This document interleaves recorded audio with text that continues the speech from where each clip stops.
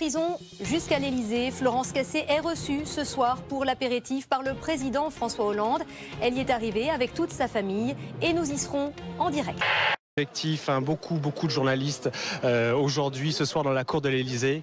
Et vous remarquez que là aussi, c'est Valérie Trierweiler, la compagne de François Hollande, qui accueille la famille de Florence Cassé. Ce n'est pas le président de la République en personne, François Hollande, qui, d'une certaine manière, ne veut pas donner le sentiment de récupérer politiquement la libération de la Française. Et donc, c'est sa compagne qui s'y colle. Image assez inédite de voir Valérie Trierweiler comme ça sur le perron en train d'accueillir tout le monde. Donc, le train formel devrait commencer dans les minutes qui viennent maintenant à l'Élysée.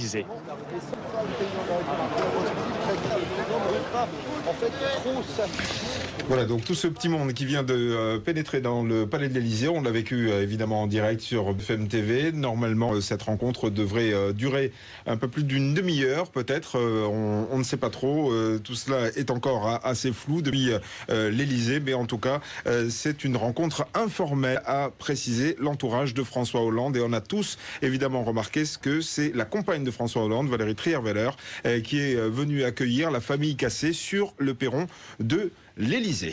Il n'y aura pas de photo, ou peut-être seulement à la fin de l'entretien avec François Hollande et Florence Cassé. On verra s'il y en a une. Alors, on va parler aussi...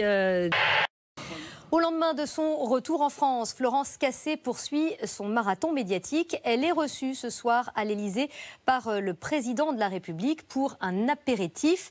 Et tout de suite, nous retrouvons sur place Grégory Lafont. Bonsoir Grégory, comment s'est déroulée l'arrivée de Florence Cassé à l'Élysée ? Eh bien, cela a commencé par une petite surprise, Nathalie, puisque ce n'est pas le président François Hollande qui a accueilli Florence Cassé et sa famille sur le perron de l'Élysée, mais bien Valérie Trierweiler, sa compagne. Mais finalement, cela n'est pas si logique que cela, puisque la première dame, je vous le rappelle, était un membre actif du comité de soutien de la jeune femme. Par exemple, elle lui envoyait des colis dans sa prison de Mexique.